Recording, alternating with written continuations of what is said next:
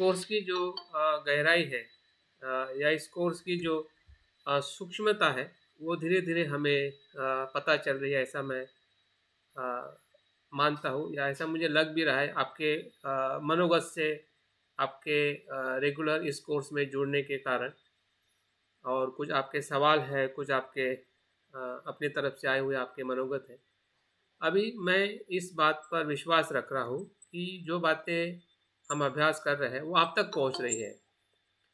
अगर आप मनोगत नहीं करते, क्योंकि सभी को इस स्क्रीन के ऊपर बात करने का मौका नहीं मिल पाता है, क्योंकि स्क्रीन का एक समय अपना लिमिटेड होता है जिसमें मेरी बातें ज़्यादा होती है और आपकी बातें बहुत कम होती है। तो आपकी तरफ से क्या प्रतिसाद है, आपका अनुभव क्या हो रहा है, तो मैं इतना अ, सुन नहीं पाता हूँ, समझ नहीं पाता हूँ।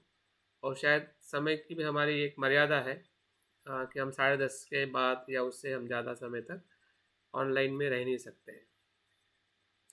तो आपके तरफ से आने वाले जो कुछ भी अभिप्राय है, अनुभव है, इससे हम सभी अ, अविघ्न रहते हैं। लेकिन आपके रिपोर्टिंग से इस बात का, भले सभी लोगों ने रिपोर्टिंग इतना अ, रेगुलर नहीं है, लेकिन जो भी लोग रिपोर्टिंग कर रहे हैं और जो लोग उसको पढ़ रहे हैं, तो उनको भी पढ़ने के बाद में भी कुछ ना कुछ इस विषय की जो गहराई है, अपने मित्रों के अनुभव से भी धीरे-धीरे पता चल रही है।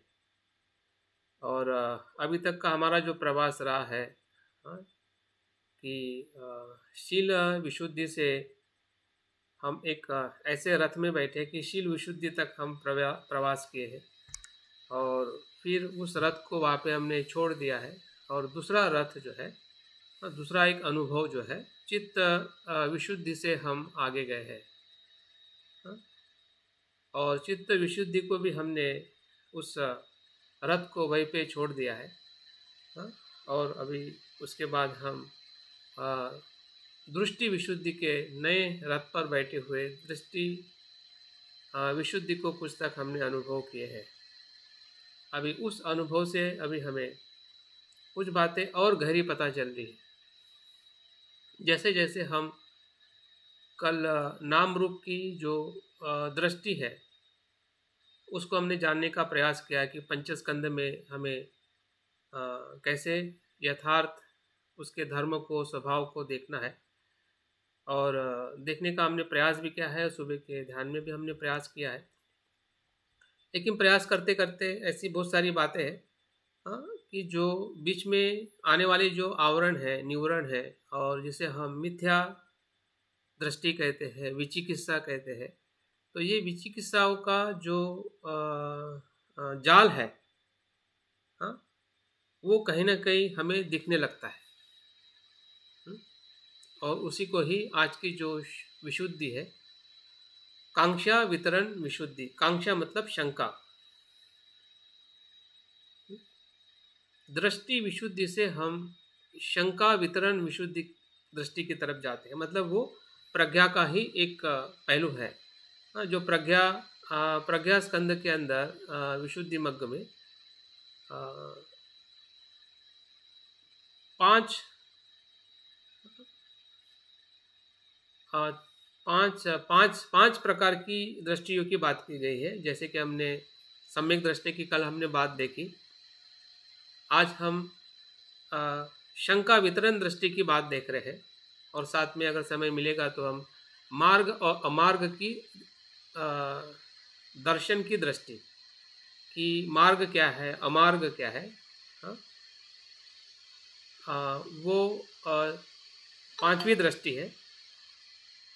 हाँ, दृष्टि के अंदर दूसरे प्रकार की दृष्टि है और सप्त विशुद्धि में वो पांचवें प्रकार की दृष्टि विशुद्धि है। तो जो पांच प्रकार की जो विशुद्धियाँ जो है वो दृष्टि विशुद्धि के साथ में जुड़ी हुई है। जिसमें दृष्टि विशुद्धि है, उसमें कांक्षा वितरण विशुद्धि है, मार्ग अमार्ग विशुद्धि है, मार्ग मार्ग का प्रतिपादन करने की एक दृष्टि है और एक मार्ग दर्शन की दृष्टि है। तो इस प्रकार से पांच दृष्टियों से बना हुआ जो प्रज्ञा स्कंद है या प्रज्ञा निर्देश जो है, विशुद्धि मग्ग में बुद्ध घोष ने उसके विभिन्न पहलुओं से उसका विभाजन करते हुए उसमें सप्त विशुद्धियों में 5 प्रकार की जो विशुद्धि है वो प्रज्ञा की विशुद्धि के तौर पे उन्होंने प्रस्तुत किया है। और पहली जो 2 विशुद्धि है जिसे हम शील विशुद्धि और चित्त विशुद्धि कहते हैं, वो शील और समाधि का निर्देश है, या समाधि और शील का आधार से उसको बताया गया है। तो हम देख सकते हैं कि प्रज्ञा कितनी विस्तृत तरीके से हमें समझने की ज़रूरत है, और समझने के बहुत सारे पहलुओं को उन्होंने धीरे धीरे हमें समझाया है कि पहले हमें सम्यक दृष्टि से नाम रूप के धर्मों को पहचान में लेना चाहिए कि वो किस प्रकार से नाम रूप को हम देखते हैं। नाम रूप के साथ पंचस्कंद का भी विश्लेषण करते हुए हमें बताते हैं। पंचस्कंद का और सूक्ष्म विश्लेषण 12 जो आयतन है उसमें देखना है, और पंचस्कंद का और सूक्ष्म विश्लेषण जो है 18 धातुओं में हमें देखना है। और हर एक धातु, हर एक आयतन, हर एक स्कंद और नाम रूप, ये सभी एक ही अस्तित्व के अलग अलग स्वरूप है। नाम रूप के ही सब अलग अलग नाम है। जैसे कि हम शरीर को शरीर कहते हैं, और शरीर को फिर हम 3 घटकों में विभाजित करते हैं, क्या ऊपर का शरीर है, बीच का शरीर है, नीचे का शरीर। फिर हम शरीर को सिस्टम में अलग अलग तरीके से बताते हैं कि ये हाड़ पिंजर का सिस्टम है, ये ब्लड का सिस्टम है, ये हृदय का सिस्टम है, ये मस्तिष्क का सिस्टम है। तो अलग अलग संरचना को भी हम जब देखते हैं तो हमें दिखाई देता है कि शरीर का ही वो हिस्सा है। शरीर के और अगर हम पेशियों को देखते हैं, या छोटी छोटी जो उसकी इकाई है, फिर मस्तिष्क की हो या बॉडी के हर एक सेल्स की, तो उसका भी एक सूक्ष्म स्वरूप है। वो धातु के रूप में जो इकाई जो है हमारे शरीर में, धातु के रूप में उसका हमें अनुभव होता है, क्योंकि उसी सेल के जिसे हम आरएनए डीएनए बोलते हैं, वो हमारे शरीर के धातु है। वैसे ही जो 18 धातु जो है वो हमारे शरीर और मन के सूक्ष्म धातु है। तो इस प्रकार से जो विघटन करने की जो प्रक्रिया जो है, जिस प्रक्रिया से हमें इसका बोध होता है, अगर वो नित्य होता तो इतने सारे चीज़ों में विभाजित नहीं होता। नित्य का मतलब क्या होता है? जहाँ पे विभाजन नहीं होता है उसी चीज़ को हम नित्य कहते हैं। दूसरी चीज है कि नित्य वो होता है कि जिसका स्वतंत्र अस्तित्व है। तो क्या इस चीजों से हमें क्या लग रहा है कि इस चीज का, जिसको हम नाम रूप कहते हैं, कि इसके अंदर या इसके बाहर ऐसा कुछ जो सुना है या हमें ऐसा भास होता है, तो जो भास हो रहा है या जो कुछ हमने धर्म की जो गलत परंपराओं से आई हुई जो धारणा है, कि आत्मा है, परमात्मा है, नित्य होता है, वही जन्म लेता है, वही कर्म करता है, वही पाप करता है, वही पुण्य करता है। तो ये सभी जो धारणाएं जो हमारे चित्त में सुनने से या हमारे अज्ञान के वजह से जो निर्माण हुई है, और उसी को हम, उसी धारणाओं के माध्यम से हम अपने नाम रूप को देख रहे हैं, तो वही तो अविद्या है। तो नाम रूप को जैसा है वैसा देखने से हमारी सम्यक दृष्टि क्या हो रही है?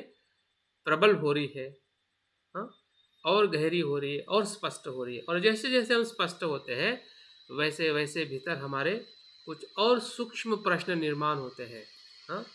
उसी प्रश्न का नाम ही शंका है।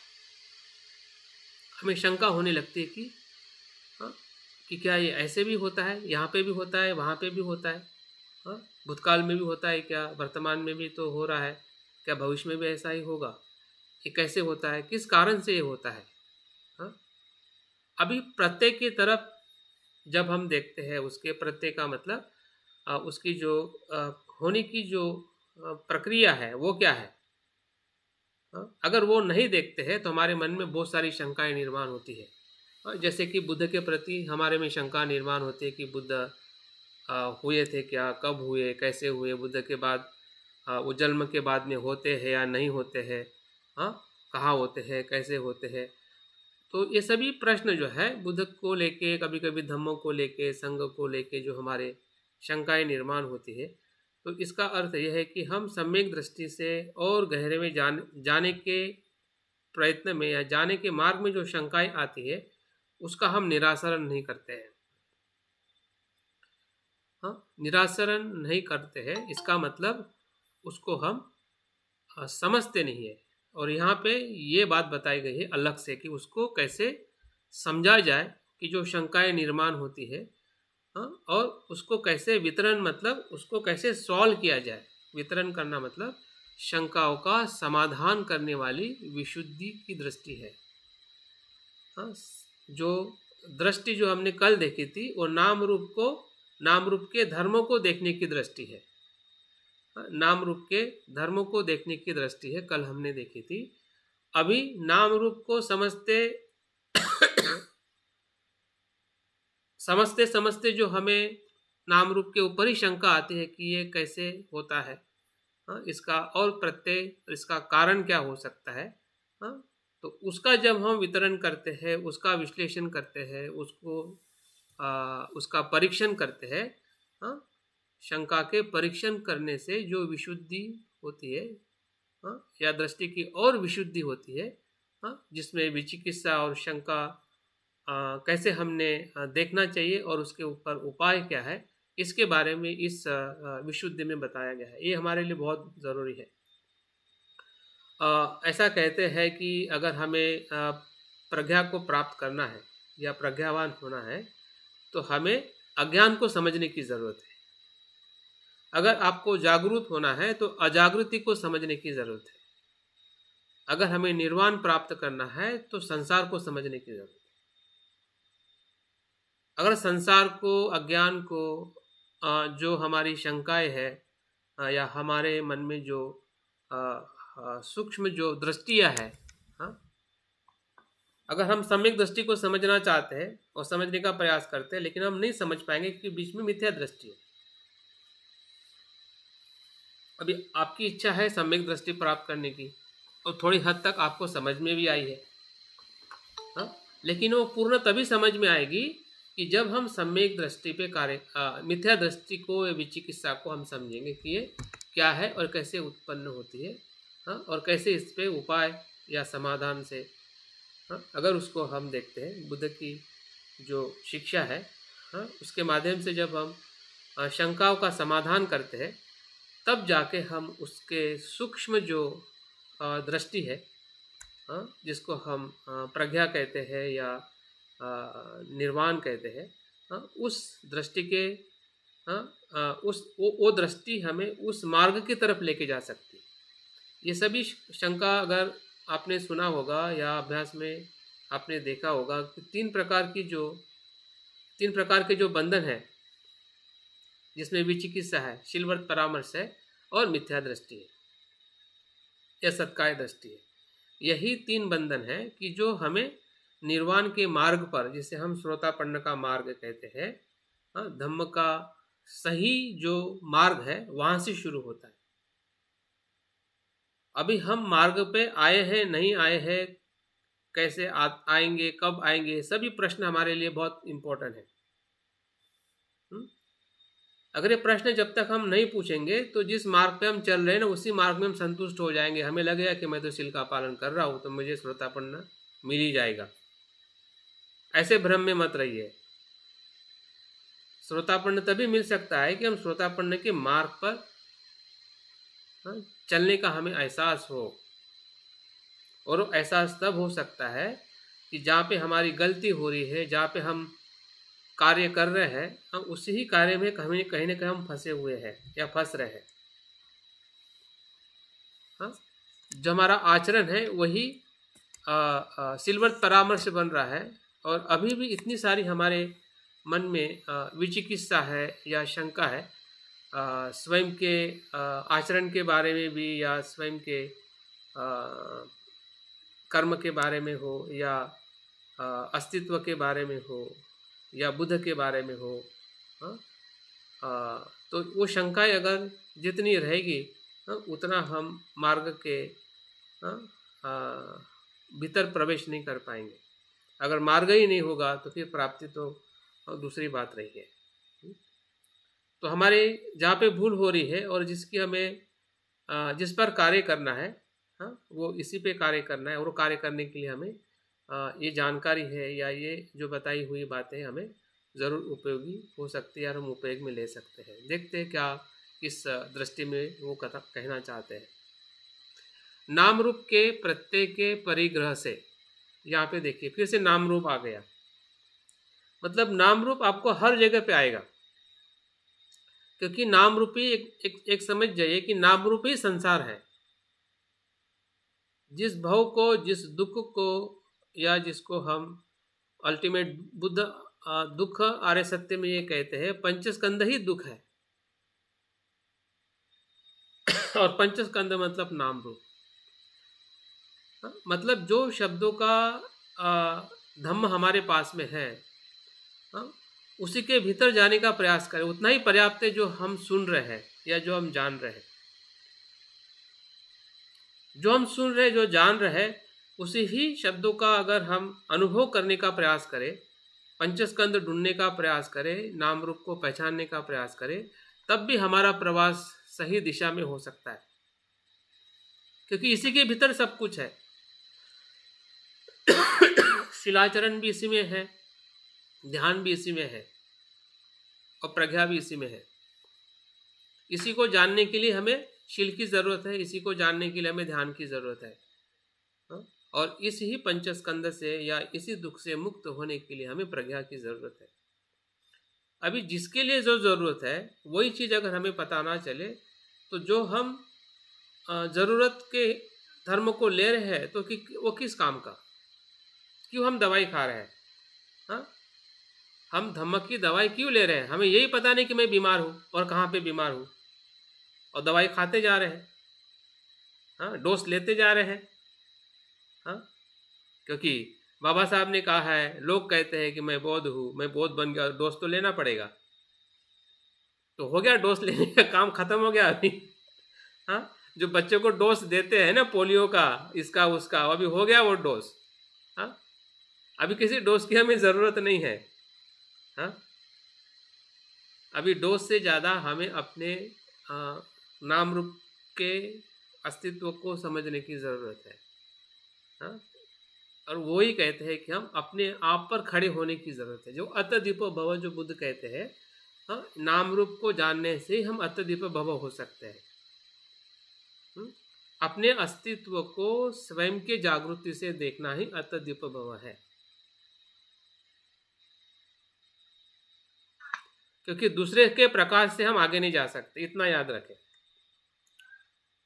भले बुद्ध से भी आया हुआ प्रकाश हो या बाबा साहब से कैसे भी मिला हमारा प्रकाश हो, लेकिन वो प्रकाश हमें प्रकाशित करने के लिए है, लेकिन हमें प्रकाशवान होने के लिए नहीं। प्रकाशवान तो हमें स्वयं ही अपने दीप को जलाना ही पड़ेगा। उनका दीप लेके हम भीतर नहीं जा सकते।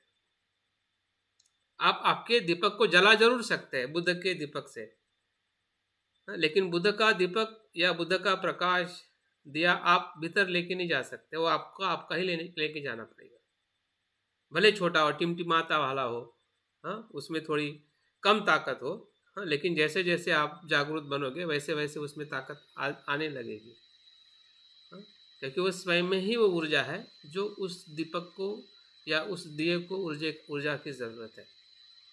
वो आपके भीतर से ही आनी है, जिसे हम नाम रूप को, उसके धर्म को देखना बोलते हैं।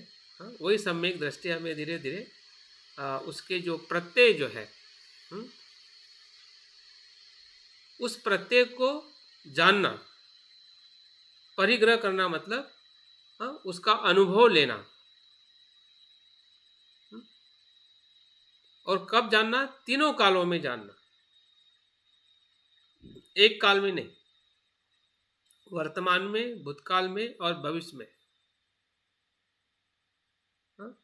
कालों में कांक्षा या संदेह विचिकित्सा को मिटाकर प्राप्त हुआ ज्ञान कांक्षा वितरण विशुद्धि है। मतलब नाम रूप किस प्रत्यय से उत्पन्न होता है, कैसे उत्पन्न होता है, इन तीनों कालों में जो हमें शंका निर्माण होती है हमारे नाम रूप के प्रत्यय के प्रति, उसको मिटाने का नाम ही ज्ञान है, ज्ञान कांक्षा वितरण है। तो वो कैसे बताते हैं? हाँ, जैसे दक्ष वैद्य जो डॉक्टर होता है, रोगों को देखकर उसके कारण को ढूंढता है। जैसे कि नाम रूप हमें पता चल गया है कि नाम रूप का गुणधर्म क्या है,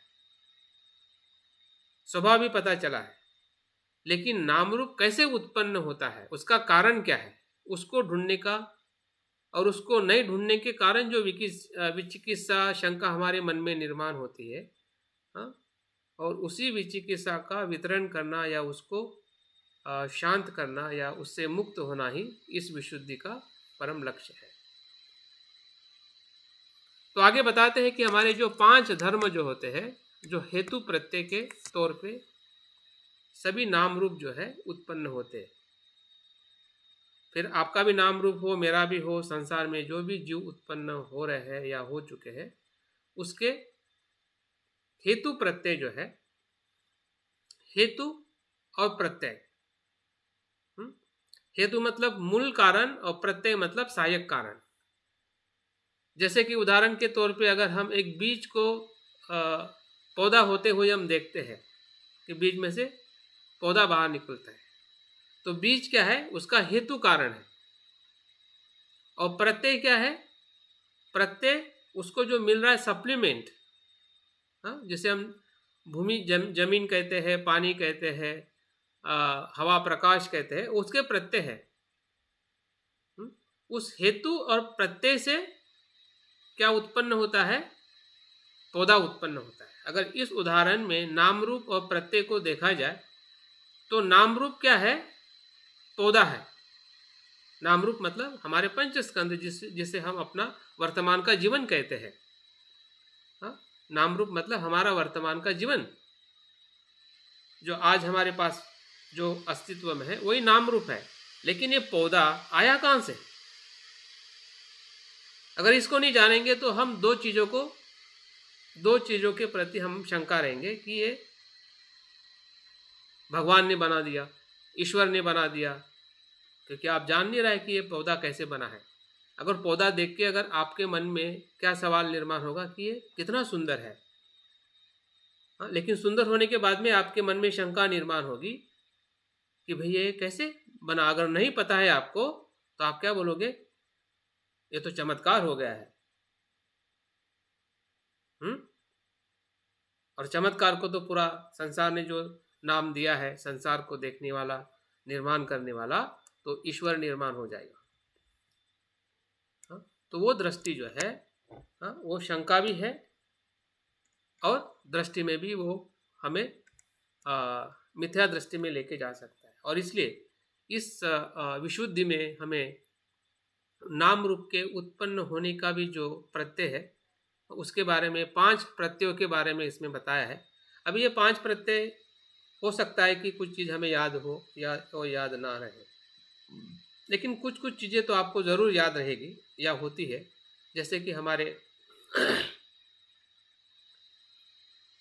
जो 12 निदान है, 12 निदान में से अगर 12 भी निदान पता नहीं है या नहीं पता चलते, कि 3-4 निदान भी याद रखें कि जब मैं देखता हूँ तो क्या होता है।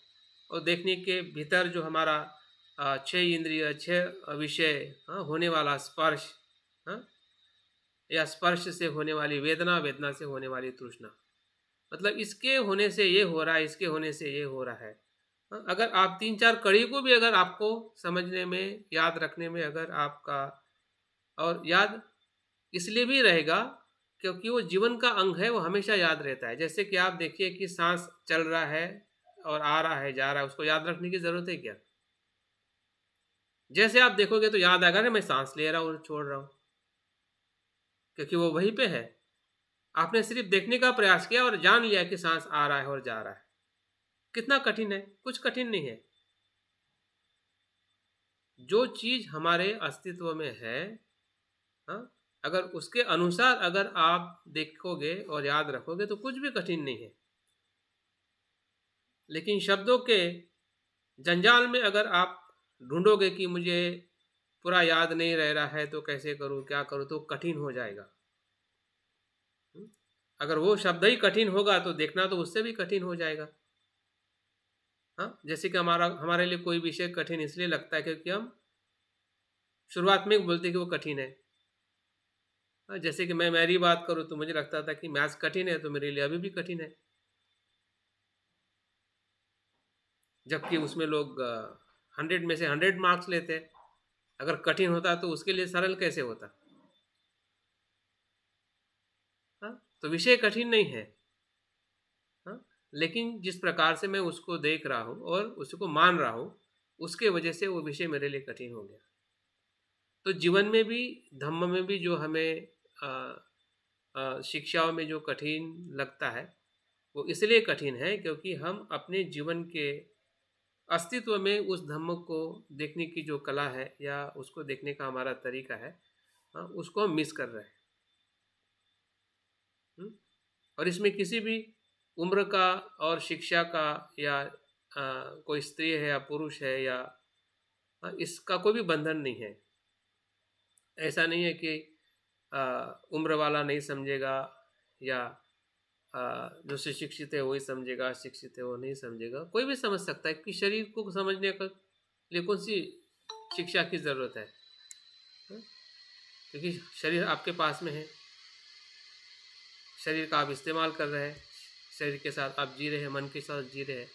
तो इसलिए जो 5 धर्म जो बताए गए हैं कि हमारे अस्तित्व को या नाम रूप को उत्पन्न करने वाले 5 धर्म हैं, जिससे हमारा नाम रूप के रूप में वो पौधा उत्पन्न होता है।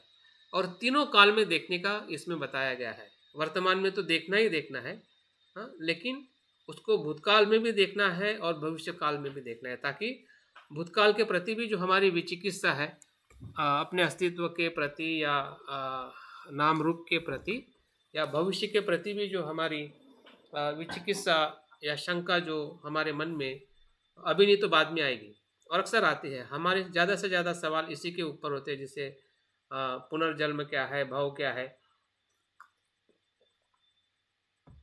जन्म होता है क्या, कैसे होता है। जैसे कि शुरुआत में किसी अपने मित्रों ने प्रश्न किए तो मैंने कहा था कि इसके सवाल के जवाब जो है ना, शब्दों में ढूंढने से किसी के पास में नहीं है। सवाल सही है, लेकिन ढूंढने के लिए आपको खुद ही भीतर जाना पड़ेगा। इसका सही जवाब कोई भी दे नहीं सकता है बुद्ध के अलावा। अगर आपको सही जवाब चाहिए तो आपको ही धीरे धीरे उसके भीतर प्रवास करना पड़ेगा, कि जो इस विशुद्धि मग्ग के माध्यम से भी या सप्त विशुद्धियों को अगर हम थोड़ा ढूंढने का प्रयास करते हैं अपने भीतर, तो निश्चित ही कुछ न कुछ सवाल के जवाब हमें ऐसे ही मिल जाएंगे और कुछ सवाल के जवाब हमें उस अनुभव के भीतर जाने से मिल जाएंगे। तो इसमें बताया गया है 5 हेतु प्रत्यय कौन से है। पहला है अविद्या, दूसरा है तृष्णा, अक्सर हमने सुना है। तीसरा है उपादान, ये भी हमने अक्सर सुना है। ये तीनों जो कड़ियाँ है या तीनों जो हेतु प्रत्यय है, ये प्रत्युत्व समुत्पाद के ही हिस्से हैं। अविद्या पहला अंग है, तृष्णा मुझे लगता है कि छठा और सातवां अंग है। उसके बाद में तृष्णा से ही उपादान होता है, जिसे हम आसक्ति कहते हैं। तृष्णा से भी भयंकर अगर कुछ है तो उपादान है।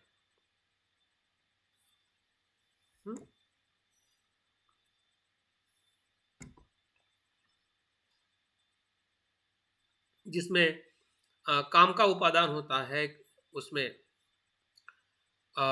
दृष्टि का उपादान होता है, उसमें सिलवर्त परामर्श का उपादान होता है, उसमें आत्मा का उपादान होता है। ये चारों प्रकार के जो उपादान जो है वो बहुत भयंकर है, जिसके कारण हमारा नाम रूप हमेशा निरंतर भव सागर में निरंतर उत्पत्ति और लय के चक्र में वो घूमते रहता है, या उसका अस्तित्व। दृष्टि का उपादान कौन सा आगे का बताए? दृष्टि, आत्मा। दृष्टि का उपादान नहीं, उपादान में मैंने 4 प्रकार के उपादान बताए हैं। एक तो कामा उपादान, दूसरा दूसरा है दूसरा दृष्टि उपादान। दृष्टि उपादान, तीसरा है सिलवर्त परामर्श उपादान, और चौथा है आत्मावादी उपादान, आत्मा को सत्य मानना। ठीक है, तो ये जो चार उपादान है। हाँ, हाँ, हाँ जी, ठीक है सर। क्यों? ठीक। तो ये चार प्रकार के जो उपादान है, ये 6 प्रकार की तृष्णा से निर्माण होते हैं। जैसे हम तृष्णा कहते हैं कि चक्षु की इंद्रियों की जो तृष्णा जो है, रूप से रूप की तृष्णा होती है, हाँ, स्रोत से स्रोत की तृष्णा होती है। तो 6 इंद्रियों की जो 6 तृष्णा है, इसी ही काम तृष्णा से ही हाँ, ये जो उपादान कलेक्ट होते जाता है, हाँ, और वही इस जन्म में और अगले जन्म, जिसे हम ये तीन समझ में आए। चौथा कौन सा बताया? आत्मा, आत्मा, उपादान, आत्मोपादान और सिलवर्त परामर्श उपादान।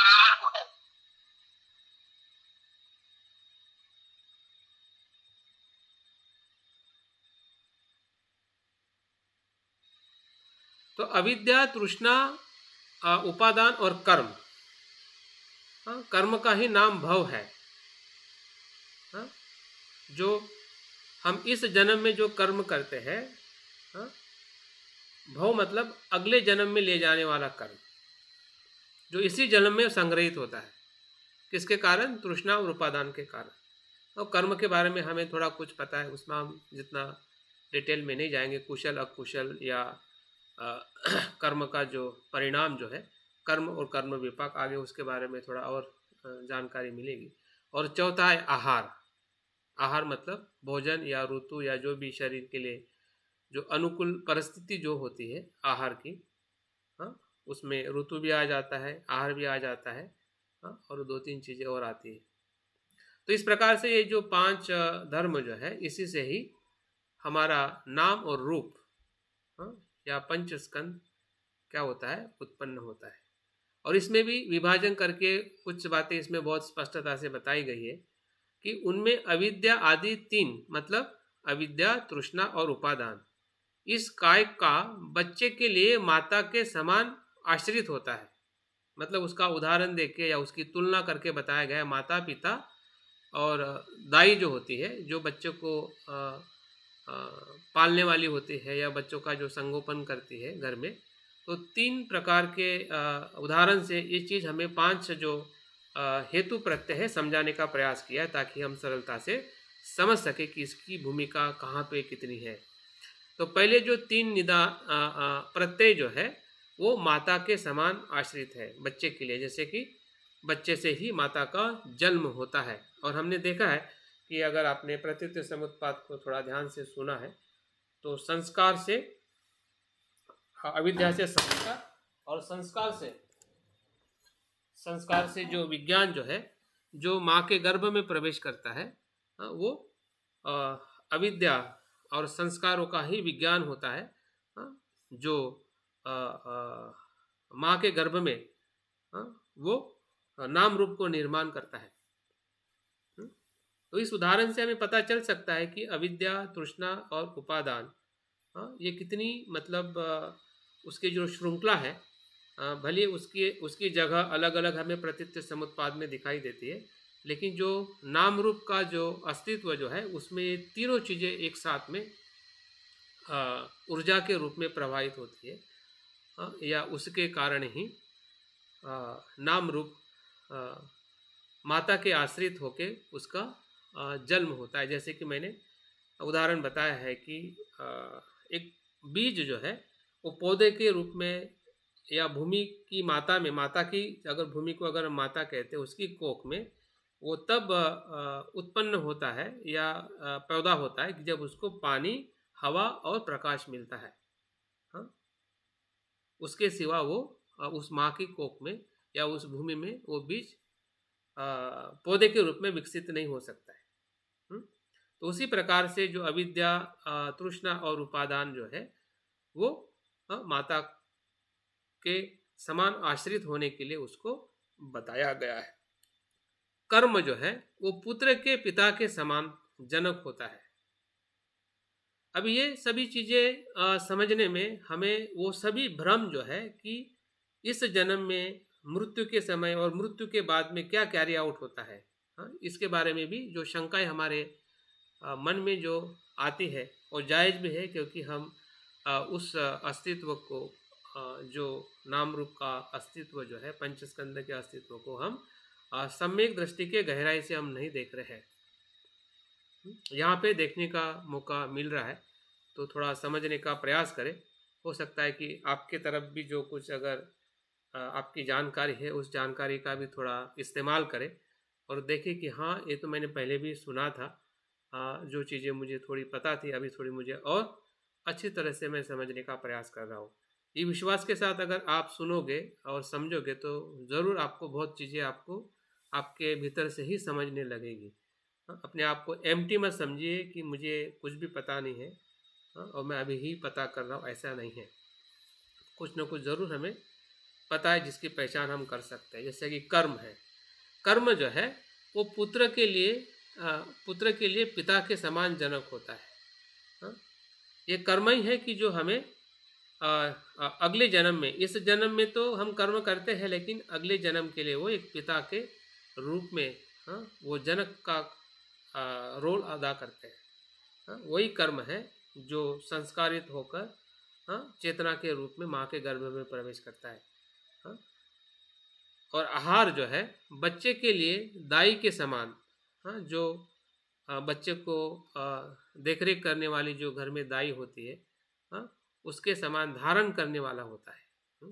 मतलब तीनों की जो भूमिका है, अगर 3 स्तर में उसको बांटा गया है, 5 हेतु प्रत्येक को, पहले 3 और चौथा और 5वां, हाँ, तो उससे हमें बहुत कुछ समझ में आ रहा है कि जो नाम रूप के प्रत्येक को कैसे हमने वर्तमान में हमने देखना चाहिए कि जिस वर्तमान में हमारे पंचस्कंद या नाम रूप को लेके अगर हमें प्रत्येक के साथ में समझना है, चीज़ों को जैसा है वैसा देखना ही अगर प्रज्ञा है, हाँ, तो नाम रूप को तो हमें समझना है उसके धर्म में, लेकिन साथ साथ में हमें प्रत्यय में भी समझना है कि वो कैसे उत्पन्न होती है। और इसलिए प्रतीत्व समुत्पाद को 2 अर्थ से समझा जाता है कि एक प्रतीत्व समुत्पाद के प्रक्रिया के अर्थ में और दूसरा प्रतीत्व समुत्पाद के धर्म के अर्थ में। दोनों अर्थ में हमें समझने की ज़रूरत है, हमारे पंचस्कंदों को, कि प्रक्रिया कैसी हो रही है और उसका धर्म क्या है। कल की हमें दृष्टि में धर्म को देखा नाम रूप के, अभी हम प्रक्रिया को देख रहे हैं कि ये जो नाम रूप है पंचस्कंद कैसे उत्पन्न होता है। तो उससे क्या होगा कि हमारी जो दृष्टि जो है और सक्षम बनेगी और शक्तिशाली बनेगी, और जो हमें थोड़ा भी कुछ अगर मैं के प्रति जो आसक्ति है या कुछ संभ्रम है, वो इसी से संभ्रम धीरे धीरे टूटते जाएंगे, क्योंकि हम सही अर्थ में उसको देखने का प्रयास कर रहे हैं। इस प्रकार रूप काय के प्रत्यय का परिग्रह करते हैं। फिर चक्षु और रूप के कारण चक्षु विज्ञान उत्पन्न होता है, आदि प्रकार से नाम काय का परिग्रह करते हैं। तो परिग्रह मतलब एक प्रकार से उसे जानना, समझना। तो रूप को भी हम समझते हैं कि रूप प्रत्यय का परिग्रह क्या है, रूप कैसे उत्पन्न होता है, और जो नाम है जिसे हम मन कहते हैं, वो कैसे उत्पन्न होता है। हमारे जो चक्षु है या 6 इंद्रियों के 6 विषय के कारण ही चक्षु विज्ञान, स्रोत विज्ञान, घ्राण विज्ञान, जीवा विज्ञान, काया विज्ञान और मनोविज्ञान उत्पन्न होता है। वो पहले से नहीं होता है। हाँ, विज्ञान या चित्त जो है पहले से ही नहीं होता है, वो किसी मेल के कारण उत्पन्न होता है। हाँ, लेकिन अज्ञान के कारण हम अक्सर ऐसा ही देखते हैं कि मन है, मन ऐसा होता है, मन वहाँ पे होता है। लेकिन अगर हमें सही अर्थ में मन को अगर समझना है तो उसकी प्रक्रिया को हमें अभी नहीं तो बाद में समझना ही पड़ेगा। अगर हम नहीं समझ पाए तो समझ जाए कि हम सही अर्थ में बुद्ध की शिक्षा को ग्रहण नहीं कर पाएंगे। वह ऐसे प्रत्यय से नाम रूप की परिवर्ती को देखते हैं। हाँ? अगर इस प्रकार से जब हम प्रत्यय को देखते हैं तो नाम रूप का जो परिवर्तित को देखना मतलब उसके बदलाव को देखते हैं। प्रत्यय के साथ जब नाम रूप को देखते हैं तभी बदलाव दिखने लगता है। हाँ? अगर आपको प्रत्यय ही पता नहीं चलेगा, नाम रूप आपको पता चल जाएगा क्योंकि नाम रूप आपको दिखाई दे रहा है। हाँ? लेकिन उसका अगर प्रत्यय पता नहीं चलेगा तो उसकी परिवर्तित आप होते हुए कैसे देखोगे? सिर्फ वेदना अनित्य है ऐसा मानकर आप वेदना को अनित्य के रूप में महसूस नहीं कर सकते। इतने दिनों से हम कर रहे हैं लेकिन समझ में नहीं आता है कि वेदना अनित्य है। क्यों नहीं आ रहा है? क्योंकि हम वेदना होने की प्रक्रिया जो है, हाँ, उसको हम इग्नोर कर रहे हैं या उसको देखते हुए अनित्य को नहीं देख रहे, इसलिए वेदना अनित्य हमें नहीं लगती है। लेकिन जब हम होने वाले स्पर्श के साथ जो प्रक्रिया हो रही है, हाँ, इंद्रिय और विषय की, हाँ, तब आपको अपने आप ही दिखने लगेगा और समझने लगेगा अगर ये दो चीज़ों से बना हुआ चीज़ है तो वो नित्य कैसी हो सकती है? नित्य तो वो होती है कि जो स्वतंत्र है, जो किसी मेल से नहीं बनती, वो नित्य है। अभी दो चीज के मेल से अगर चीज कोई उत्पन्न हो रही है तो उसको आप कैसे नित्य कह सकते हैं? ये सीधा गणित है। हाँ, अगर 2+2 4 होता है और 2 - 2 0 होता है। हाँ, अभी माइनस देखोगे नहीं तो माइनस कैसे होगा? क्योंकि आप माइनस की वो जो प्रक्रिया जो घटित हो रही है, हाँ, उस प्रक्रिया के तरफ हमारा ध्यान नहीं है, इसलिए परिवर्तित को देखकर, हाँ, देखना हमारे लिए असह्य होता है, असंभव सा लगता है, या लगता है कि नहीं ऐसे कैसे, वेदना तो वही है। हाँ, अभी भी मुझे वही वेदना हो रही है। हाँ, कौन कहता है कि वेदना अनित्य है? कि भाई आप देख नहीं रहे तो फिर तो आपको कौन जीत सकता है? मूर्खों को कोई जीत सकता है क्या? हाँ? हमारी मूर्खता को हम ही जीत सकते हैं और कोई नहीं, क्योंकि वो मूर्खता का जाल हमने ही बनाया है। हाँ? और बुद्ध कहते हैं अगर आपने ही बनाया है तो और कोई कैसे तोड़ सकेगा? हुँ? लेकिन आपको इतना पता चला है कि आपने ही बनाया है, वो भी पता नहीं चल रहा है, तो तोड़ने का तो सवाल ही नहीं उठेगा। हाँ, जिस दिन हमें पता चलेगा कि ये जाल तो मैंने ही बनाया है, हाँ, हाँ, मैंने ही बनाया है, हाँ, धारणाओं ने ही बनाया है, तो धारणा तो टूटते हुए दिखाई दे रही थी, तो जाल कैसे रहेगा? तो एक क्षण के अंदर जो सत्य की अनुभूति होने की जो क्षमता है वो सम्यक दृष्टि में है, जो बुद्ध ने स्वयं उस मार्ग को इसी सम्यक दृष्टि से हरा दिया था। तो इस प्रकार से परिवर्तित को देखता है, जैसे, हाँ, अभी आगे इसमें आया है, जैसे इस समय है ऐसा ही अतीत में भी प्रत्यय से परिवर्तित हुआ था और भविष्य में भी परिवर्तित होगा, ऐसा देखता है। अभी देखिए, वर्तमान से हमें भूतकाल में जाना है और भविष्य में जाना है। वर्तमान को छोड़ के नहीं, वर्तमान ही है कि जहाँ पे आप पूरी तरह से जैसा है वैसा आपके हमारे रूप नाम रूप को देख सकते हैं, और उसी अनुभव से हमें पीछे और आगे जाना है। इसी प्रकाश में, जो प्रकाश हमें वर्तमान में समझ में आया है, जो वर्तमान में हमने नाम रूप को प्रत्यय और परिवर्तित होते हुए देखा है प्रत्यय के साथ में, उसी प्रकाश में हमें अतीत काल में भी जाना है कि अतीत में भी मेरा जो अस्तित्व रहा होगा, अभी मुझे उतना पूरा पता नहीं है, लेकिन जब पता चलेगा, जब उस अवस्था में जाएंगे, तब भी हमारे मन में संभ्रम निर्वाण नहीं होगा कि वो क्या था क्या है, क्योंकि हमने पहले से ही जान लिया है। हाँ, उस विचिकित्सा से हम पहले से मुक्त हुए हैं, तो बाद में विचिकित्सा कैसी रहेगी? फिर तो एकदम पूरा खुला के खुला दिखेगा, जैसे बुद्ध को अपने पूर्व जन्म का दिखाई दिया कि मैं कब पैदा हुआ था, मुझसे क्या हुआ था, मैंने कौन से कुशल कर्म किए थे, और भविष्य काल भी दिखाई दिया कि भविष्य में मेरा फिर से पुनर्भव नहीं है। कैसे देखा उन्होंने? पहले वर्तमान में पूरी तरह से देखा था कि नाम रूप के साथ में क्या घटित हो रहा है, और उसी प्रतीत्य समुत्पाद के आधार पर उन्होंने अपने पूर्व जन्म को भी देखा और खुद का भी देखा और संसार का भी देखा कि संसार के लोग भी कैसे इस भवसागर में अपने कर्मों से गति को प्राप्त करते हैं।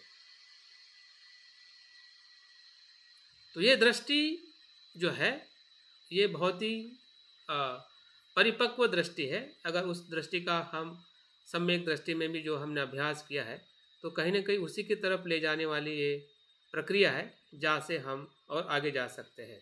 तो भविष्य में भी जानता है और वर्तमान में तो जान ही लेता